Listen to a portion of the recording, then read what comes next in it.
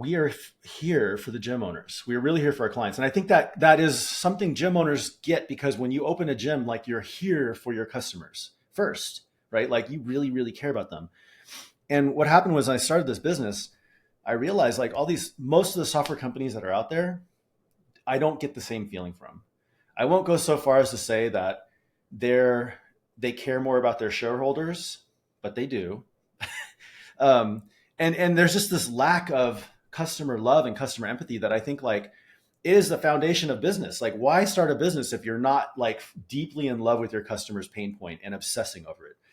You're an inspiration to our entire organization. Welcome to the Gym Marketing Made Simple podcast. We're going to be talking the done-for-you marketing and sales strategies proven to work with boutique fitness gyms to increase quality lead flow and grow your revenue. Don't try to be a professional marketer and waste tons of money. Let the experts at Lasso do it for you. And now, here are your hosts, Blake Ruff and Sherman Merricks. All right, guys, here we go. Another episode of Gym Marketing Made Simple with Blake and Sherman. Today we have a special guest, Dan Uyemura from Push Press. Dan, first of all, thanks for hanging out with us, buddy. We appreciate it. Absolutely, man. Stoked to do this. Yep. So let's jump.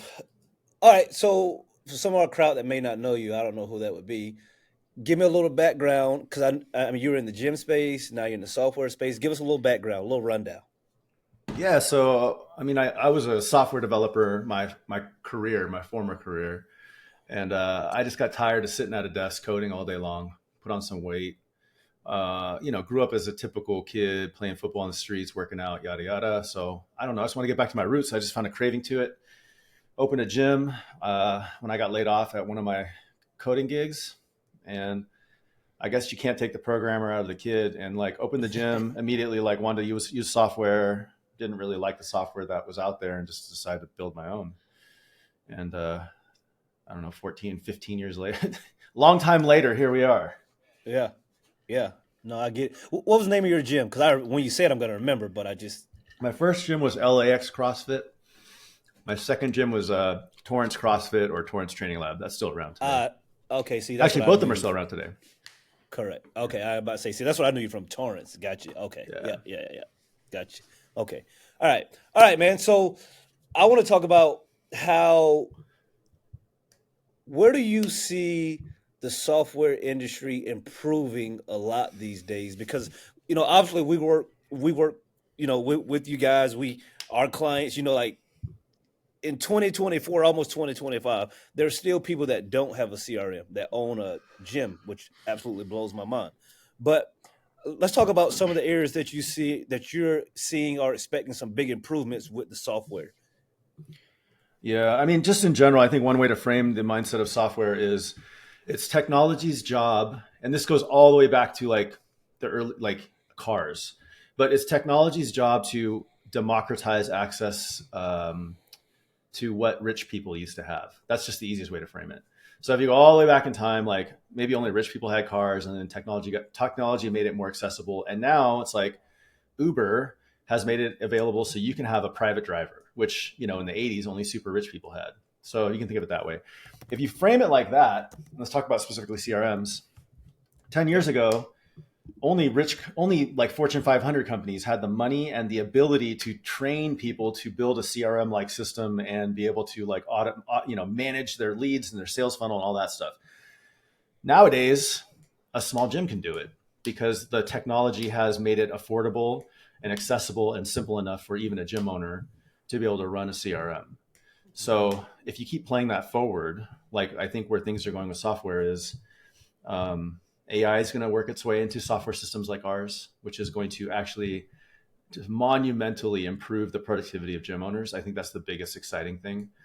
And beyond that, like, I think we're working on a lot of last mile functionality. So it's stuff that's very hyper specific to certain gym ownership. It could even be certain gym ownership types. Like, we're working right now on a committed club functionality, which, like, is so hyper focused on the last mile of a gym that does a committed club, which is not all the gyms in the world. So trying to architect software so that you can start to create these last mile type functions that don't clutter the system and don't make it confusing, but allow people who really need certain key functionality to run their gym to be able to do it pretty effectively. Okay, yeah. So that brings me to a question, because I think it might lead into it well. What is the most important metrics like to track as a gym for, not only churn but like growth as well, that you've seen through Grow and Core and all that? And I know I just saw your numbers yesterday of the comparison, or 2 days ago, the CrossFit to the micro gym. But yeah, like what are some things? Because I think that's a big thing we get on calls all the time. And people are like, still to this day, they don't know what, like 2 to 3, or what's the most important one for a gym to be knowing. I think something that isn't really widely out there yet, but we'll be working hopefully at least on the education of this. I don't know about the product side of it, but there's this general concept of a financial growth model, which is basically just I like to put everything in the terms of a gym owner, because we do this at our gyms. Like if a client came in and they said like, I want to do fitness, you'd be like, well, first of all, what do you want? Do you want to get stronger? Do you want to lose weight? Like there has to be a goal in mind. And then we work backwards from that to be like, okay, you want to lose weight. How much weight are we thinking?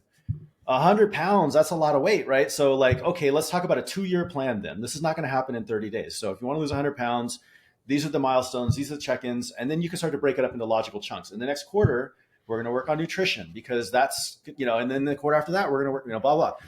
The gyms are the same, and any business is the same. It's like, I think a lot of people wake up in the morning and they're like, I want to have a better business.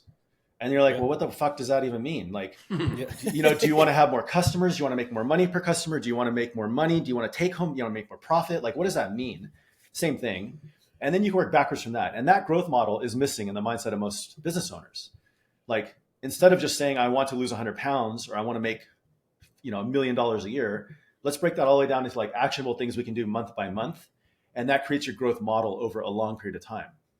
So if you want to become $1 million gym, that might just mean you want to be +5 on members who are paying you an average of $200 a month. And so that would be a plus $1,000 a month over 2 years. Like, let's just do that over 2 years.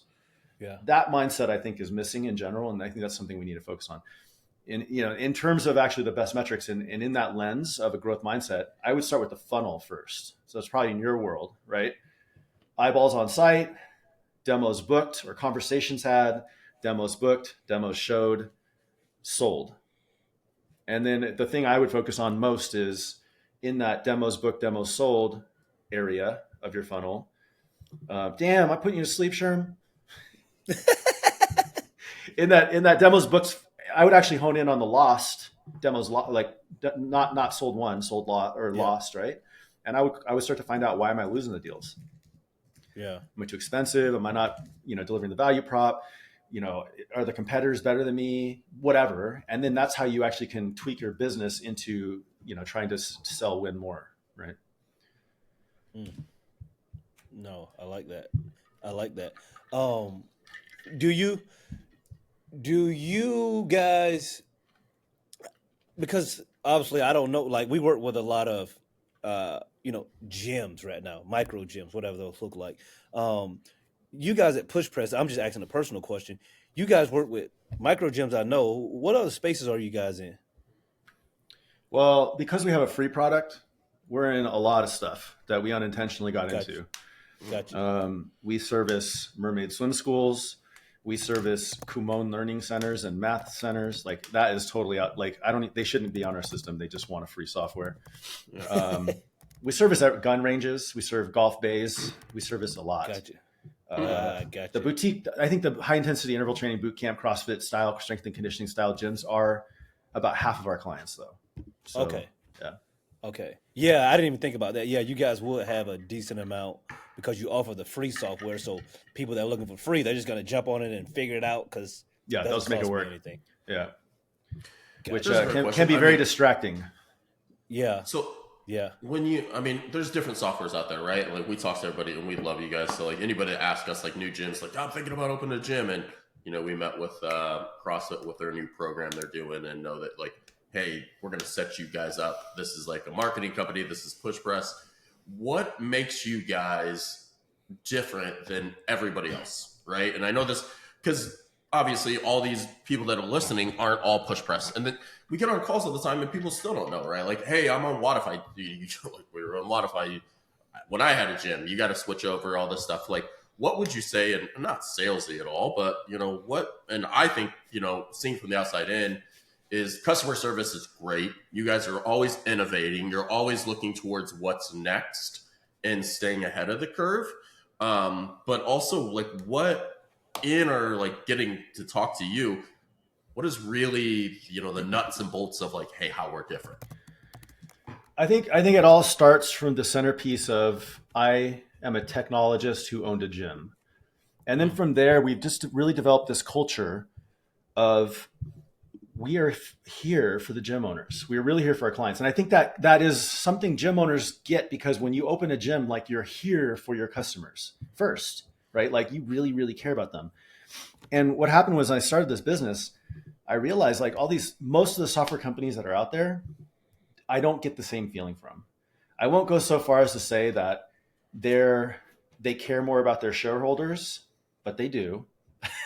And there's just this lack of customer love and customer empathy that I think, like, is the foundation of business. Like, why start a business if you're not, like, deeply in love with your customer's pain point and obsessing over it? And that general culture, our entire company is bought into that. And then you marry that with the fact that we're actually technologists. Like, we're not just people who love gym owners. We actually know how to build technology, and we understand what building a software company looks like. And I think we have this perfect situation that allows us to build the product that is meaningful, but understand what the customer needs and wants, and service that as well. And I think, and correct me if I'm wrong, I think you guys have gone in like the whole unreasonable hospitality lately, right? Hell yeah, and then, yeah.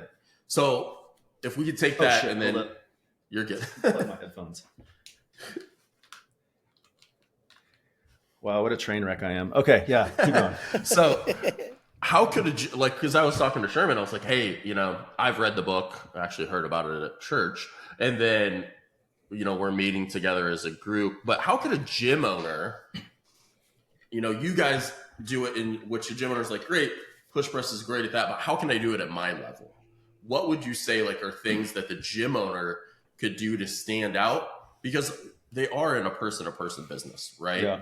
And technology is amazing, but at the same point, when you get on that micro level of person in front of you, there has to be that connection. How would a gym owner, in your mind, like, do that in their own gym? Yeah, let's reframe this quickly. Like, the unreasonable hospitality mindset basically is you're creating situations in your business that makes your customer feel loved, right? And ultimately, like, that emotional feeling of being taken care of, being supported, or just the company around you is paying attention to your needs more than you are, creates this bond with the company that is just unrefutable.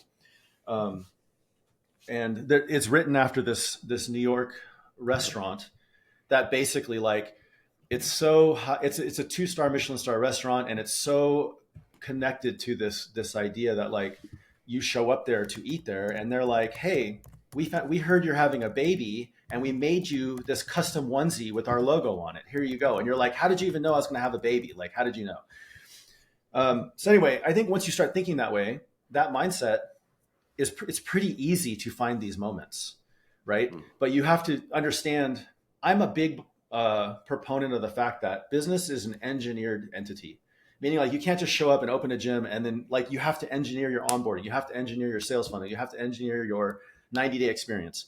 And so once you have this mindset of, like, we go above and beyond to make sure our customers feel loved, that becomes an engineered experience. Like, you listen for what they tell you. Like, oh, I'm not gonna be in town today because my sister's getting married. Okay, file that in your brain and send the sister a gift. Like, it could be a $5 gift. But when they show up to the wedding, they'll be like, dude, your gym just sent me a wedding gift, a cup of coffee for my wedding. How crazy is that? Then that person's gonna go back and be like, holy crap, like, my gym loves me. And that person won't quit, Yeah. So it really just starts with having the mindset of, like, I'm paying attention to all of the signals that are happening around me with my members, and I'm going to create these moments that, like, they feel so loved around. That's what we do. No, I remember watching, what was it, like Hulu, The Bear? Was that the? Yeah. So Yeah, restaurants, they ended up using it. Yeah, it was almost the same thing. That's it. So hospitality and restaurants have pioneered this. And it's I call it the note passing system. So it's like if you go to a good restaurant, the hostess is going to ask you a question on the way in. Hey, have you been here before? Why are you guys joining us tonight? And that becomes a note. And you can see it in the bear. They write it down, they pass it to the next person. And the waiter's like, hey, congratulations on your 30th anniversary. Here's a free champagne on us. And you're like, what? Holy crap, right? And so, yeah, like pay attention to restaurants. Really good restaurants have this down. Yeah. And what was the book, the Moments book, a long time ago? What does Chip come where the Disney where they have the red phone and then they deliver stuff and it's like is that the hospital or the popsicle hotline? Yeah, it was a book though. We had the popsicle hotline guy come and speak to our whole company. Oh really? Yeah. That's awesome. Yeah. Like that's the level that this is important to us. Like we are learning from these people about how to do it. No, that's good. No, that's big. I think that you guys, similar to us, like with you starting this, Power of Moments. Power of Moments. Power of Moments. Was the book. Yeah. So, Dan, with you being a gym owner and then having all this software background, that's why I think your software is so good. Similar to us, we were gym owners and we got into the like you said, like we got into the marketing space because a lot of stuff going on we didn't love, we didn't like. So it's always funny for us, like when we get on with someone, they're like, well, what makes you different? I'm just like, I don't know exactly what anyone is doing these days, but this is what we do. And most people are just blown away that we just like take care of them, So that's why whenever I hear people talking about you guys, like I'm always like, yeah, like that's the way it should be. Like they're going to respond. It's honestly dumbfounding to me that we get so much credit for doing the basic fundamental thing every business should do, which is just like listen to your customers, find out their pain points and solve them and take care of them. Like, I'm like, that is the cornerstone of every business. Why do we get so much credit for it? But it tells you like how out of whack most businesses are in the industries that we're in. Correct. I think that's the biggest thing that I figured out over time when we, the micro gym space, they've had bad experiences with marketing agencies just in the past, right? Like, okay, that's fine. But when they come to us and we can sort of show them, we talk to them often, and they're just like, wow, you guys aren't trying to like scam me. You guys are actually being honest. You guys are actually trying to help me. You're actually responding to this email about I'm not signing up enough people right now. Yeah, like let's fix this. And like you said, Dad, I'm always blown away when I'm just like, this is what we're supposed to do. If we don't help you, you're not going to be able to help people. You're not going to be able to stick around long term. Your success is our success. So yeah, like I think that's one of you guys' biggest things that sort of started way back when you started being a gym owner that really cared, and then it just builds on itself to where it is today, which is pretty cool to see. It is interesting. I had to reflect on this for some of the keynotes that I do, but I feel like fitness is one of the biggest offenders industry-wise of it's just powered by fad after fad and company that's looking for the quick grab. Even when it comes down to the marketing companies or the gurus or whatever, it's just like there are people who come in for a quick money bag grab and then just dip out. And I think it's perpetuated from the top down because it's like, think of what are the most long-standing companies in fitness and compare that to the long-standing companies of, like, I consider fitness to be a cornerstone industry of America, but also as travel, airlines, also as cars and computing, right? And compare like the cornerstone companies and all these guys compared to what do we have? Equinox, and that's been around for like 20 years, 25, 30 years, maybe. Like there are none. Like we have Tybo and Shake Weight and fucking Bowflex. And like, we have all these companies that like come in, make some money and just, we're gone. We sell it to PE and get the fuck out of here. And that's the problem with the whole industry. So everyone's worried and they're like waiting for us to pull rugs on them. And it's just, like we have to build a long-standing company. So that leads me to my question. Where do you feel like, we work with a franchise like we talked about, but, and they're trying to be so different. Where do you feel like the gym industry is going in 5 to 10 years? Like, like you just mentioned, fads. Is it always just going to be like, we all thought, like, let's be honest, when COVID happened, everybody's going to start working at home, right? Like there was like a big concern, like Peloton, and then now Peloton's trying to figure out how to sync up with a bunch of different other companies so they can make it. Yeah. But where do you feel like 5 to 10 years from now, like, hey, this is where the gym industry will be? I think in terms of micro gyms, in terms of fitness in general, I think we're on a good uptrend in terms of a macro cycle. And that's being powered by, I guess it's Gen Z. I get all these generations mixed up. Yeah. But the youngest generation, like my kids and like Yep. maybe 10 years older than them, the college kids, they are into all things wellness, in fact, not just fitness, but all things wellness. Yeah. Mindset, they're into mental health, they're into fitness. I think the alcohol industry is getting hammered right now because like college kids don't drink nearly as much as they used to. And so I think in the long term, like fitness is good. Wellness in general is good. And it's gonna be powered by like this next generation of kids that are coming out. But it's like, you got to pay attention to what they want because they're going to be coming out of college with money to spend pretty soon. And they are willing to spend. This generation's interesting because it's like, I talk to them and they're like, why would I go to the grocery store? I just pay for delivery. Why would I go to a restaurant? I just pay for delivery. So they're willing to pay for the stuff that they find to be very attractive, and they find fitness and wellness in general to be like one of their buckets that they will spend money into. No, that's so funny you say that the stuff you have to be tuned into because like you said, I'm 41 years old. Just the way I'm wired, I'm just like, why would I pay Uber Eats to bring me my food? I'll run down there and eat at the restaurant, or I'll get it myself. But I'm not going to pay this dude $15 to bring me. It's insane. But yeah, the cultural difference is so like every time I play with it, because I actually have people on my team that are younger, and they're like, why would we ever go to the restaurant? And I'm like, well, for one, it's like double the price. And they're like, yeah, but my time is worth like $100 an hour. And I'm like, well, for two, your food gets here cold. And they're like, I don't care, I save time. And I'm like, you just can't argue with that, right? Like they have a conviction set there. And I'm like, okay. Yeah, I would say I'm both. Like groceries, it's not even the convenience. It's I know if I go to the grocery store hungry, I'm going to just buy more crap than what I would actually spend. Yeah. But it is the convenience of that. But I was just somewhere today. I'm like, yeah, I don't want to drive 30 minutes here at 30 minutes back. They're like, well, it's a $25. And I'm like, my time value is way more than $25. So yes, please charge me $25, right? So I think, and also, isn't it Gen Z that's really wanting to be a part of something more?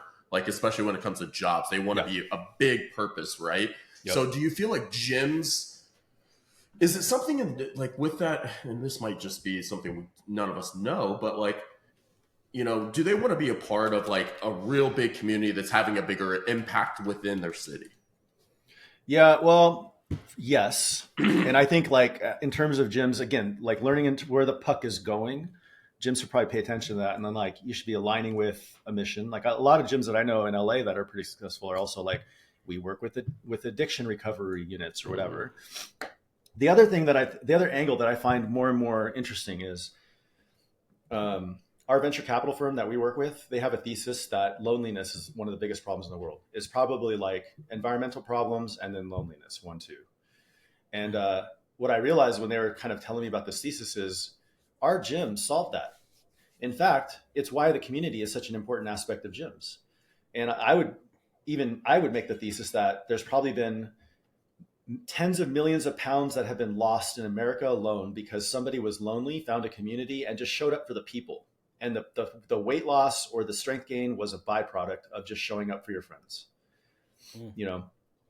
Similar to why there's probably been all kinds, I don't know how you measure spirituality in church, but there's probably some massive benefit.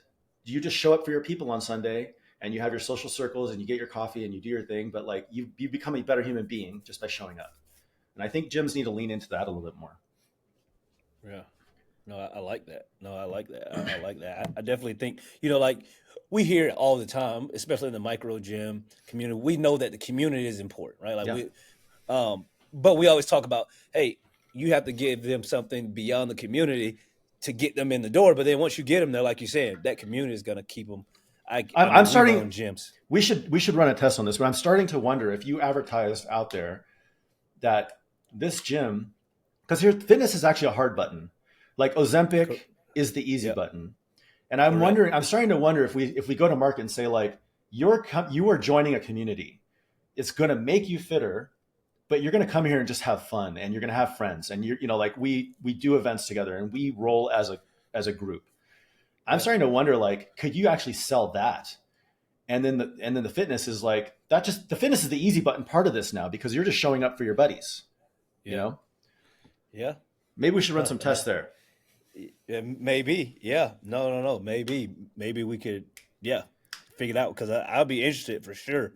For sure. Maybe I'll put this offer out on this podcast. Maybe we can find some joint clients, and Push Press can pay for some of the ads, and we run an A/B test, and like that way we can, because I would like to know if that will help our gyms.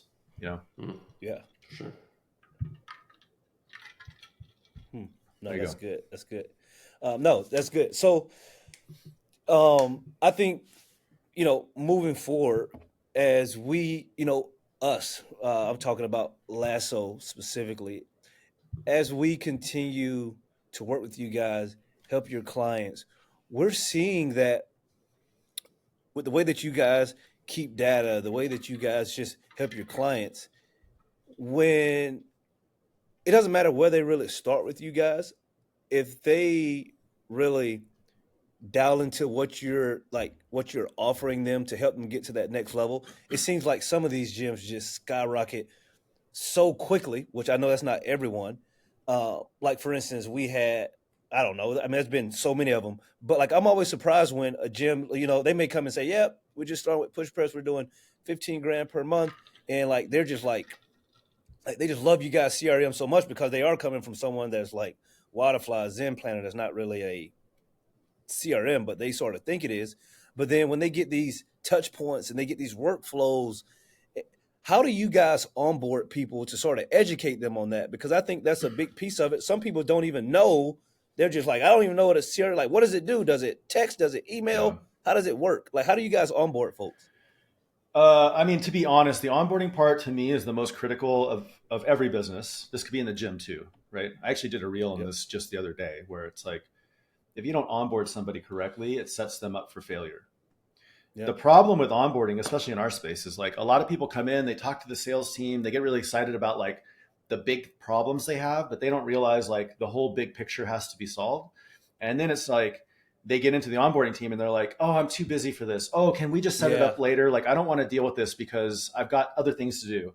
And what they don't realize is like, this is actually the most critical piece of this entire equation. Because if you don't set this up right and you don't understand what we're doing, we're just setting ourselves up for failure.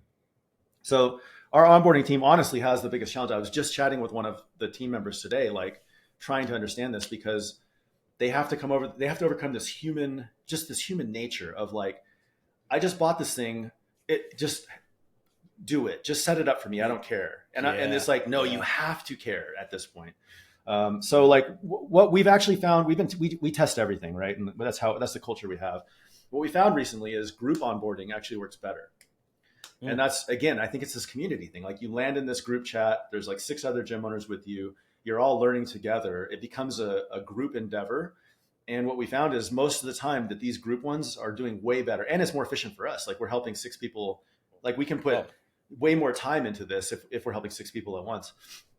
So like, that's our latest finding is, and again, I think there's something around community and learning with like sharing time with people that is interesting here that I think is starting to work. Good. No, I like that. Dan, I know you're way deeper in this than me. So how do you see, like, I see AI, like, obviously it's going to be big and it is already big, but how do you foresee AI, but like, where does AI come in and where does the human connection come in, right? And how do they work intertwined, right? And as a gym, what do you automate, and then what still needs to be like, hey, this is a real person? Yeah, I mean, AI in our space is really going to be a human supplementation tool, in my opinion. You can't just turn on AI on autopilot, walk away from your business, and expect it to be there, right? It won't happen. But what it can do is it can, like, there's different layers to this, right? The most basic layer, which everyone's probably using today, is like, oh, I got to write an email to this client. Can you help me make it?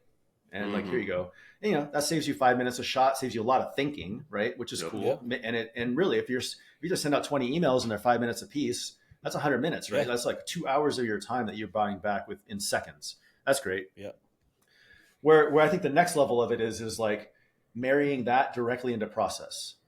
So like Committed Club, we're building this Committed Club feature. I've already told them, like, I want there to be an AI piece attached to this where, okay, a bunch of people make the Committed Club. Well, now you've got 20 emails to send out, right? That could, because Committed Club as a software feature knows who made it, knows their email address. It could be like, hey, I pre-drafted all of the winner of the month emails, review them. Here you go. Send them one by one or send them as a batch, or don't review it at all and just send them as a batch. But I did the work for you because I know this email has to go out. Like that's how you now can attach all of that into a process that makes sense. That's like the next layer of it. Beyond that, these AI agents, again, married to the data and understanding the process and the systems that are being run, can start to become smarter, meaning like, oh, hey, Sherm, you know, like while you were sleeping, we looked over your data and like, these are the things you need to do today. Mm-hmm. I've already kind of pre-teed all this up for you. It just, you can either click it and send it, or you can write it yourself. Like, these are the things that you need to do. And I think that's kind of like the next level of software, which is becomes more of a push model as opposed to a pull. So you don't have to wake up in the morning and be like, what do I need to do today? And let me start filling out some forms to get them done. It's more like it's all done for you, just to prove it. Right. Yep. Yeah. But I don't think you could take the human out of it, because of if you go too much autopilot, your client's going to come up and be like, hey, like, thanks for sending me that email today. And you'll be like, what email? I don't remember. I don't know what you're talking about. You got that problem. For sure. Yeah. So. Yeah. And I like that too, because I've heard that too, is like, it's going to read through your emails and task and be like, here's their 5 ones. Do you want to respond to them? Yeah. Already pre-drafted, like, and then just like, and that's how I would say, even for us, like, I'll write the content, like the bones of it, use AI to like craft the ideas, then edit it again into the brand voice a little bit, right? Yeah. And like you said, AI then learns also your voice a lot more, and so you can make it what you want as well. I think so. Here's the tricky thing. AI, as it stands today, AI doesn't learn, but a lot of people think it does. So that's the scary part. Like, it only learns whatever's in the context of the frame of the conversation you're having. Mm-hmm. You always have to so for it to learn, you have to re-pipe back in all the stuff that you have been doing, or keep one chat going forever. And even then, it starts to truncate off the back end of it. Yeah. So AI does not learn. But where the mystique of that is like through systems like us. Like, if we keep keeping data and we know what is important to pipe into it to create that, it's like immediate learning. So it's like you start a new chat, it's instantly stupid. And then you have to like reframe it. Like, I'm a Jim, I'm in Torrance, I have this many clients, these are my ideal clients, blah, blah, blah. All that stuff has to be repiped in at the beginning of every conversation, but software can just do that automatically. Mm-hmm. And this is my brand voice, and this, you know, like and then you ask your question behind it, and it seems like it's learning, but our system can actually make it learn for you. But it's a nuance, but it's the danger is like people think AI learns you, but it doesn't. So here's a question for you, because I see this all the time, right? And so you can just be like, yeah, that's total BS. I hear people be like, ask AI to, or answer these 5 to 10 questions for AI, and it will know your brand voice. So you're basically saying like that it doesn't really do that. You just have to you have to refresh it every time. You have to tell it every time. Like, every new chat you do is completely stupid. Got it. So you know what? Hold on. Let me rephrase that. I think OpenAI and these companies are getting to the point where you can probably save key chunks that it can reuse. But again, you have to think like OpenAI is so generic. You may not want it to remember everything about you. You might be an agency who's working with 18 different clients, and that would be bad, right? So it's like they're making a Swiss Army knife. And if you want it to be a machete, you've got to do specifically what you want it to be machete, right? Gotcha. So I think that's a good thing for you. I mean, it's a huge piece for people that use AI to, hey, just use the same conversation if you want it to be in that brand voice, right? Yeah, what I do is I have a Notion library documentation where it's like I have pre-written pre-prompts. Yep. You know, like, what is push press? Who do we serve? What do we do? Blah, blah, blah. Like, that always goes at the top of every chat that I do, because everything after that is important that it knows what push press is, right? So you can just write a bunch of chunks and be like, oh, I'm hiring today, so let me get my hiring chunk. We're push press. We hire these type of people. This is our culture and our mission, our vision, our values. Da, da, da, da, da, boom. And then I'm hiring this type of role. You know, here's their resume. What do you think, or whatever? You know. Okay. No, I like that. No, I Good like to that. know. That was good. Dan, I'm going to finish up with this. If someone doesn't, let's just say someone doesn't know what push press is, I'm They going to live let on an you. island in the middle of nowhere. I'm going to let you sell them. Why should they come to you guys instead of going to someone else? I think the most important thing is kind of the stuff we touched on earlier. Like we understand what it is like to run a gym, and we're intentionally building a company where people give all the fucks about your business, right? And I think it won't take like you. I highly encourage people to talk to 3 to 5 gym softwares if you're in the market for it, and go with what your gut feels. And in general, I can confidently say your gut will probably feel like we're a right company, maybe not the right, but we're definitely in the consideration set, because there will be no way you can talk to someone in this company and not understand how much we care about you as a business. This is what we do. Yeah. Okay. That's good. That's good. That's good. Well, guys, as always, tell a friend to tune in, and we will chat next week. And Dan, thanks for hanging out with us, buddy. We really appreciate it. Cheers, y'all. Thank you. Yeah. Thank you for listening to the Gym Marketing Made Simple podcast with Blake Ruff and Sherman Merricks. We hope you enjoyed. We believe marketing should increase revenue and not waste money. So book your free call today. Head on over to lassoframework.com. That's lassoframework.com and find the right words, get more customers, and increase your revenue. We'll see you here next time.